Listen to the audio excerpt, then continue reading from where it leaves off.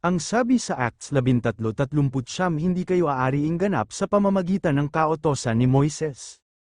Itong Act 13:39 na ay New Testament, ang nabanggit na kautusan ni Moises ay Old Testament. Sa makatuwid, kung susundin natin ang kautusan ni Moises ay hindi tayo aariing ganap ng Diyos, kung magkagayon ang kaligtasan natin ay questionable. Ano itong kautusan ni Moises at bakit hindi tayo aariing ganap ng Diyos kung ito ang susundin natin? Ang kautusan ni Moises ay ang 10 utos. 1. Ibigin mo ang Diyos ng higit sa lahat. 2. Huwag kang sasamba sa mga Diyos-Diyosan. 3. Huwag mong gagamitin ang pangalan ng Diyos sa walang kabuluhan. 4. Ipangilin mo ang araw ng Sabbath. 5. Igalang mo ang iyong ama at ina. 6. Huwag kang papatay. 7. Huwag kang makikiapid. 8. Huwag kang magnanakaw. 9. Huwag kang magbibintang at huwag kang magsisinungaling. 10.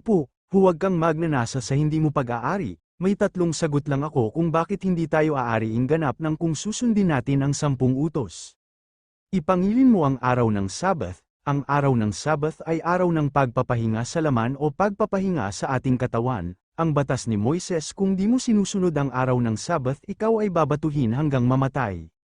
Pero noong nangaral na si Kristo ay hindi niya sinusunod ang araw ng Sabbath. Sa katunayan, si Kristo ay nangaral at nagpapagaling sa may sakit sa araw ng Sabbath. Sa kautusan ni Kristo sa Luke 14:5 at sinabi niya sa kanila, sino kaya sa inyo ang kung magkaroon ng isang asno o isang bakang lalaki na mahulog sa hukay, at pagdakay hindi kukunin kahit araw ng Sabbath? Sa kautusan ni Kristo, kung mahulog sa hukay ang alaga nating hayop ay dapat nating kukunin kahit sa araw ng pagpapahinga o araw ng Sabbath. Sa kautusan ni Kristo hindi niya sinusunod ang araw ng Sabbath dahil siya, si Kristo, ay ang tunay na Sabbath.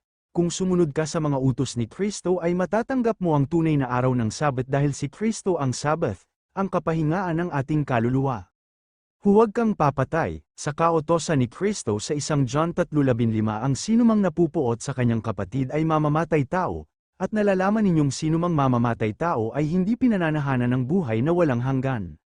Hindi ka nga pumapatay pero may galit ka sa puso. Sa kautusan ni Kristo ikaw ay mamamatay tao. Huwag kang makikiapid. Sa kautusan ni Kristo sa Matthew 5:28 datapot sinasabi ko sa inyo, na ang bawat tumingin sa isang babae na taglay ang masamang hangad ay nagkakasala, na ng pangangalo niya sa kanyang puso, hindi ka nga nakikiapid sa babae pero may masamang hangad ka sa babae. Sa kautusan ni Kristo ikaw nagkakasala ng pangangalo niya.